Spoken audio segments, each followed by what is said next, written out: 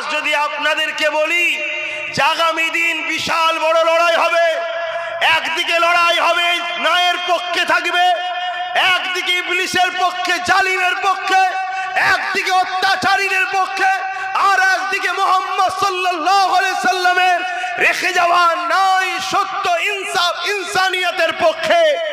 আজ যদি আপনাদেরকেও বলা হয় এই লড়াই মুহাম্মদ সাল্লাল্লাহু আলাইহি সাল্লামের পক্ষে, ন্যায়ের পক্ষে, দ্বীনের পক্ষে, মসজিদ মাদ্রাসা ওয়াকফকে বাঁচাবার পক্ষে, আপনারা কারা নাম দিতে পারবেন? লিখা হবে আজকের এই মজলিসে।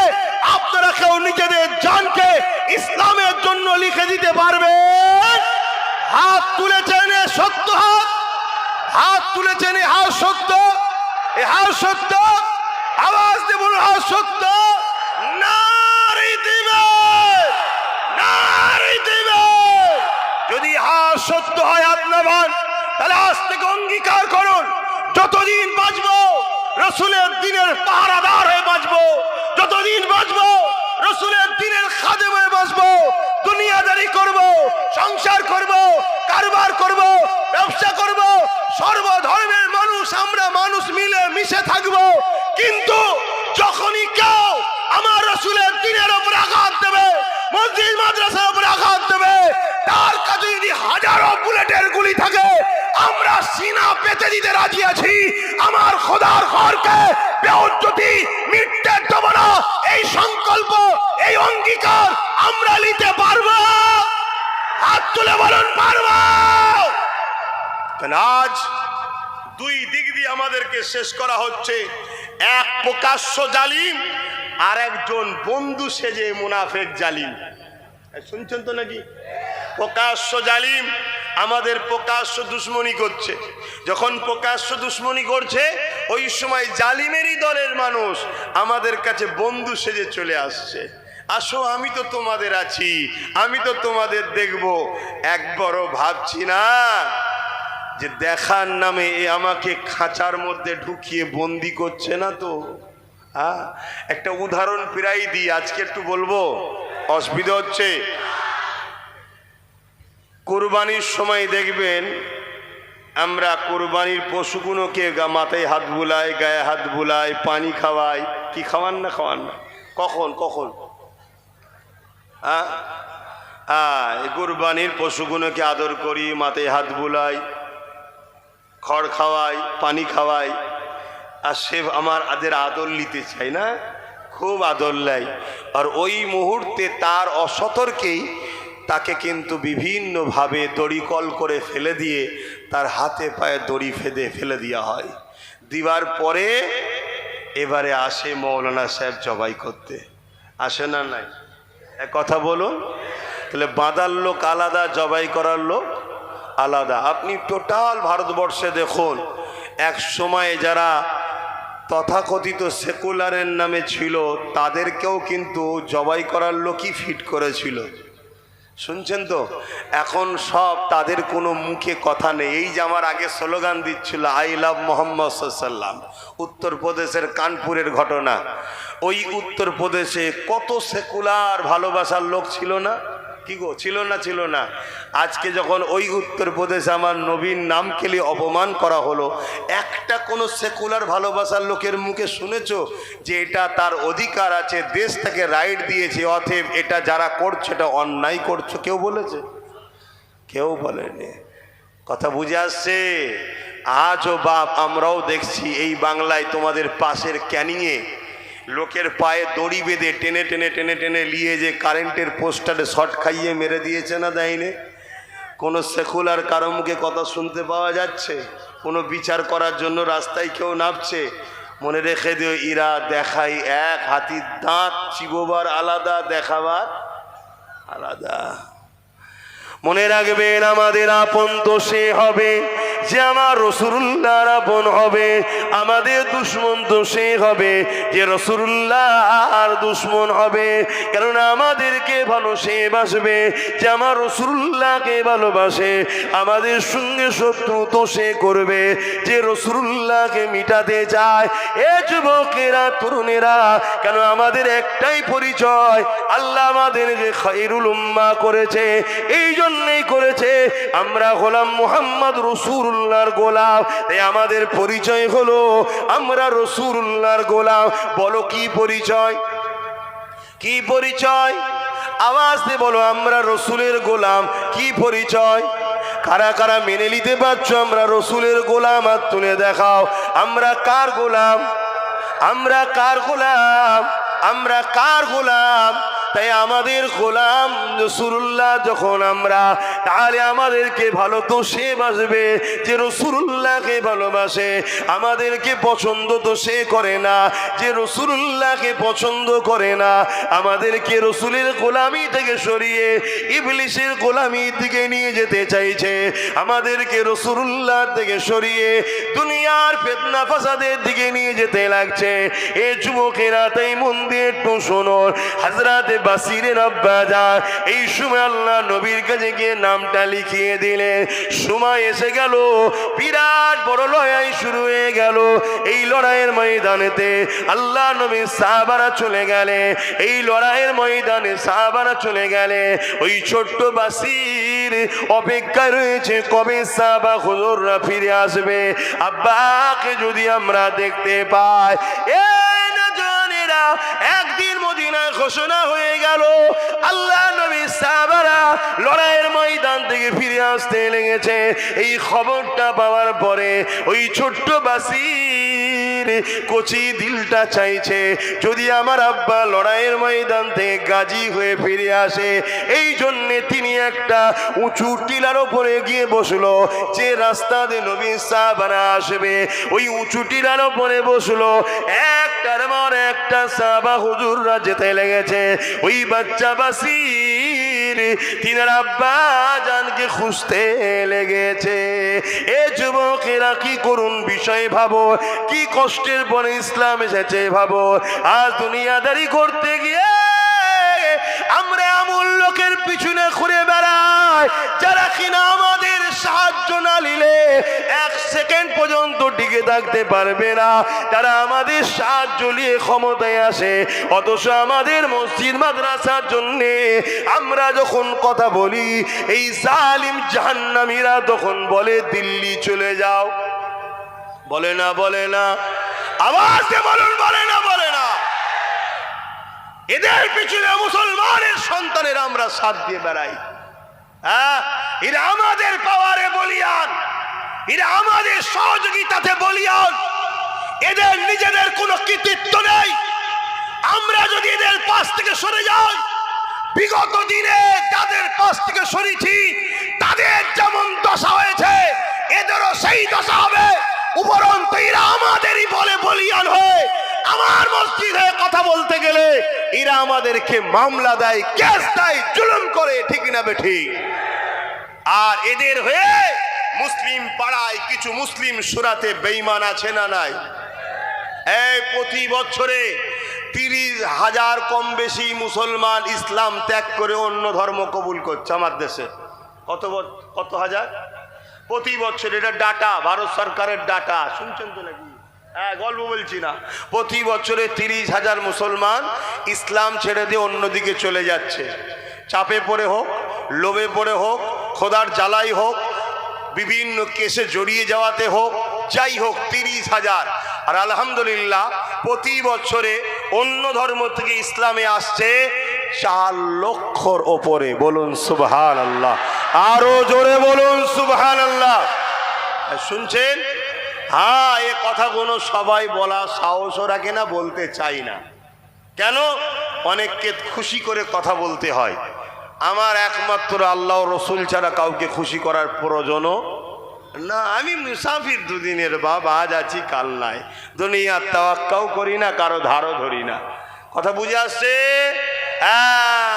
তো বাপেরা আমার, রাত তখন 7-8টা বাজে, গভীর জঙ্গলের ভেতরে গত পরশু দিন সেই কি আঁকা বাঁকা পাহাড়ের রাস্তা ঘুরে বেড়াচ্ছি, কোনো টেনশন নেই, যা কপালে আছে, বাঘ আছে না ভাল্লুক আছে, যা আছে আছে, আমার কি আছে, কপালে খোদা যেটা লিখা থাকবে সেখানে ছুটতে হবে না, হবে না, এটা মাথায় রেখে দিও। তো সেই জায়গাতে আমি যেটা বলতে চাইছি, তাহলে বলুন আমরা কি নিজেদের হাতে নিজেদের দিনকে মিটাতে চাই? তাহলে একটু ভেবে চিনতে পা ফেলা দরকার আছে না নাই? কতটা কষ্ট করার পর ইসলাম এসেছে। হযরত বাসির আল্লাহ নবীর ছোট্ট সাবিটা, একটার পর নবী হিন্দুস্তানের জন্য কি ভবিষ্যৎবাণী করে গেছে তোমার জানা নাই। তোমাকে সেই দিকে আস্তে আস্তে তোমরা যাচ্ছ, এখনো সময় আছে। আমার রাসূলের সাহাবাদের দেখে শেখো, তারা দ্বীনের জন্য জান লেগেছে, জান দিয়েছে, মাল লেগেছে, মাল দিয়েছে, বা সন্তানকে পর্যন্ত রাসূলুল্লাহর জন্য ঢাল হিসাবে দাঁড় করিয়ে দিয়েছে। জোরে বলুন সুবহানাল্লাহ। আল্লাহ নবী লড়াইয়ের ময়দানে আরো একটা মানুষ দাঁড়িয়ে গেল, চোখ ভরা পানি। ইয়া রাসূলুল্লাহ, হাবিবাল্লাহ, আপনি আমাকে একটু ইজাজত দেন, আমি একটু ঘরে যাব। এ হারুয়ার মানুষ, হারুয়া তো কারা কারা হারুয়ার লোক আছে একটু হাত তুলে দেখান তো, হারুয়ার লোক কারা আছে, লম্বা করে হাত তোলেন। এ হারুয়ার মানুষেরা, বাবারা শুনে রেখে দাও গো, তোমারই হারুয়া জমিনে এত সহজে দাড়ি টুপি আসেনে, এত সহজে মসজিদ মাদ্রাসা আসেনে, এত সহজে দ্বীন ইসলাম আসেনে। হারুয়ার পীর আব্বাস আলী গোরাচাঁদ রহমাতুল্লাহ আলাইহি তিনার যে অবদান রয়েছে, এই অবদান ভুলে যাবার মতো নয়। কিন্তু মনে রাখবে, এই জমিনে ইসলাম অনেক লড়াইয়ের পরে এসেছে। এই জমিনে ইসলাম হাজারো মা সন্তান হারা হওয়ার পরে এসেছে। এই জমিনে ইসলাম হাজারো মা এমন করে স্বামী হারা হয়েছে, এমন করে বিধবা হয়েছে, তারপরে এই জমিনে ইসলাম এসেছে গো। তার একটা চোরা বলে যায়, শুনে রেখে দেয়। এ নওজওয়ানেরা, একটা যুবক রাসূলুল্লাহ দরবারে এক ব্যক্তি দাঁড়িয়ে গেল। ইয়া রাসূলুল্লাহ, হাবিবাল্লাহ, হুজুর আপনি আমাকে একটু ইজাজত দেন, আমি একটু ঘরে যাব। আল্লাহ নবী তাকে ইজাজত দিয়ে দিলে। ওই সময় তিনি ঘরে চলে গেলে। ঘরে গিয়ে ঘর আর তোমার আমার মতো নয়, একটা ঝুপড়ি ঘর রয়েছে পাতা দিয়ে ঘেরা, সেখানে ডাক দিতে লাগলে, এ বাবা বাসির, বাসির বলে ডাক দিলেন। একটা হালকা বয়সে ছোট বাচ্চা বেরিয়ে এলো। আব্বাজান, আব্বাজান বলে বাপকে জড়িয়ে ধরলো। আল্লাহ নবীর সাহাবীটা চোখ দিয়ে পানি বেরোতে লেগেছে। ওই পানি গড়িয়ে গড়িয়ে ওই বাচ্চার মাথায় পড়তে লেগেছে। বাচ্চা মাথা তুলে বলতে লেগেছে, আব্বা আপনি কেন আজকে কাঁদছেন? আমি জানি আপনি আমাকে বড় ভালোবাসে, কারণ এই জমিনের উপরে আমার মা নাই, মা ইন্তেকাল হয়ে গেছে। আপনি আমার আব্বা, আপনি আমার আম্মা, তাই আপনি আমাকে বড় ভালোবাসেন। কিন্তু আজকে কান্নার কারণটা কি? ওই সময় সাহাবী বলতে লাগলে, এ বাবা বাসির, শেষবারের মতো তোমার সঙ্গে আমি দেখা করতে এসেছি। ছেলে বলে, আব্বা কি বলছেন আপনি? বুঝলাম না।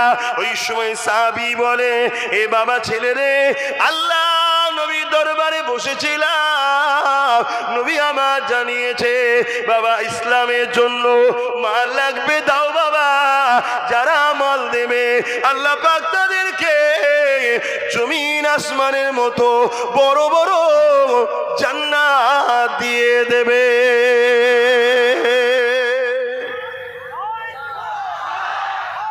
আল্লাহু আকবার। বাবা আমি তো তোমার বাপ, গরিব, আমার এই পরনার চাদর ছাড়া কিছু নেই, যদি এটা দিয়ে দিয়ে ইজ্জত চলে যাবে। তো বাবা আমি নিয়ত করেছি, আমি আমার জানটাকে আল্লাহ রসুলের খাতাতে, অর্থাৎ তখন যে চামড়া সিস্টেম লিখা হতো সাহাবারা, আমি আমার নামটাকেই লিখে দিতে চাইছি। জোরে বলুন সুবহানাল্লাহ। জিহাদের ময়দানে যাব বাবা, তো ওখান থেকে তো ফিরে নাও আসতে পারি। আমি তোমার বাপ, আমি তোমার মা। শুনছেন তো কত কষ্ট করে ইসলাম এসেছে। আজকে আজান বন্ধ হয়ে যাচ্ছে, মসজিদ ভেঙে দেওয়া হচ্ছে। আমার বাংলাতে দুর্গাপুরে বোলডুজার দিয়ে মাদ্রাসা ভাঙা হচ্ছে। তোমরা খবর রাখো? কি গো, খবর রাখো? হ্যাঁ কি না বলো? কার কার জানা আছে একটু হাত তুলে দেখাও তো, যে দুর্গাপুরে বোলডুজার দিয়ে মাদ্রাসা ভেঙেছে। দেখো এই কটা মানুষ জানে, তাহলে বলো। জানে না, জানে না। এগুলো খোঁজ রাখো কি হচ্ছে।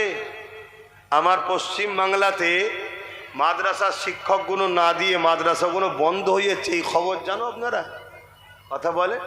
এই যে সব মৌলানা সাহেবরা বসে আছে, যদি মাদ্রাসা চাকরি দিত তাহলে আমাদের হাজার হাজার বাচ্চারা চাকরি পেত না? পেত না? 10,000 ভ্যাকান্সি খালি। কত? 10,000।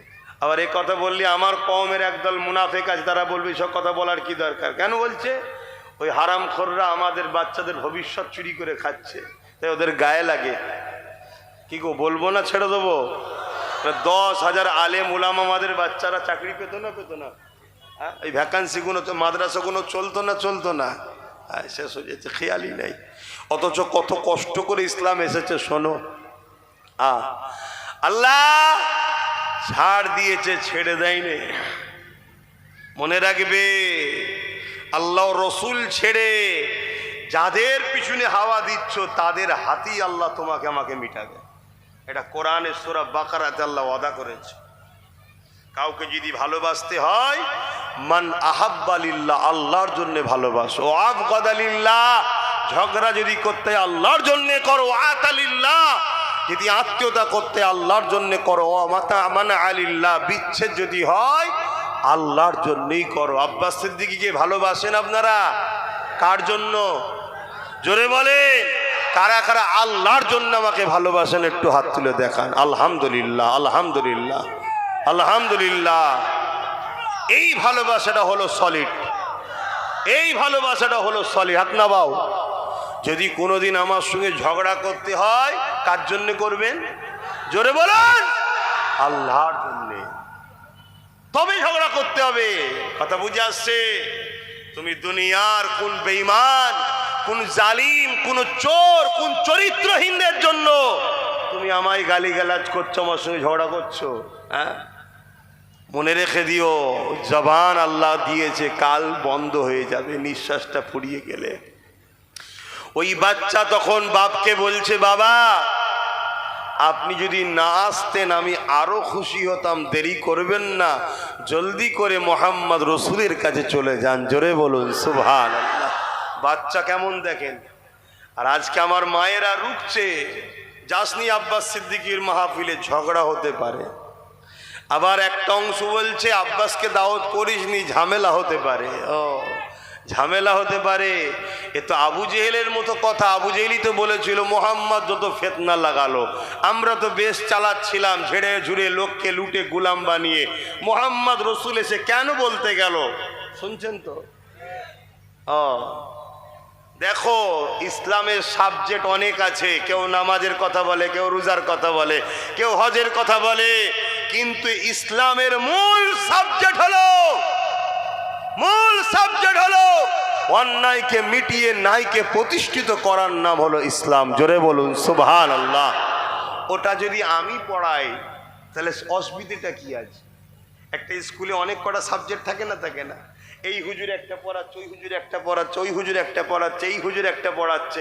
কেউ অঙ্ক, কেউ বিজ্ঞান, কেউ ইংলিশ, কেউ পড়ায় না। ঠিক তেমন ইসলামে কেউ নামাজ নিয়ে, কেউ রোজা নিয়ে, কেউ দাড়ি নিয়ে, কেউ টুপি নিয়ে, কেউ পাক নিয়ে, কেউ পবিত্র নিয়ে, কেউ এক একজন এক একটা বিষয় হজ করে। আব্বাস সিদ্দিকী যদি একটু ন্যায়ের পক্ষে অন্যায়ের বিরুদ্ধে এই সাবজেক্টটা পড়ায়, তাহলে বাকি হুজুরদেরও সাথ দেওয়া দরকার, আর বাকি মুসলমানদেরও বলা দরকার। না তো ইসলামের বাইরে কথা বলছে না, ইসলামের পক্ষেই তো কথা বলছে। কি বলা দরকার আছে না? না, কিন্তু না, আমার রসুল 40 বছর মক্কার জমিনে ছিল, সবাই রসুলের তারিফ করছে, প্রশংসা করছে। এমনকি রসুলকে আল আমিন চির সত্যবাদী বলছে, as-সাদিক সত্যবাদী বলছে, সব প্রশংসা করছে। যেই নবী বললেন এই জমিন আসমান একজন মালিক, লা ইলাহা ইল্লাল্লাহ अल्लाह के सिवा दूसरा कोई माबूद ही नहीं। আর নবী যখনই বললেন জুলুম বন্ধ করো, নারীর অধিকার দাও, অত্যাচার বন্ধ করো, রেপ বন্ধ করো, নারীদেরকে জ্যান্ত পুঁতে দিয়া বন্ধ করো, অমনি রাসূলুল্লাহর বিরুদ্ধে মক্কার যারাই তারিফ করেছিল বিরুদ্ধে লেগেছে না লাগেনি? জোরে বলেন, আওয়াজ দেন। পাতে যতক্ষণ দিচ্ছি ততক্ষণ খাদেম ভালো, আর যখনই পাতে দেবে না এই লোক ভালো নয়, এটা ঠিক ভালো যে লক্ষণ নয়। তাহলে ভালোবাসবো কার জন্যে? দুশ্মনী কার জন্যে? আল্লাহ নবীর ওই বাচ্চা সাহাবী বাসির বাপকে বলে দিলেন, আব্বা যান আপনি যদি না আসতেন আরো খুশি হতাম। আল্লাহ নবীকে দেরি করাবেন না, আপনি যান, চলে যান। আপনি রাসূলুল্লাহর জন্য, আল্লাহর জন্য নিজেকে দান করে দেন।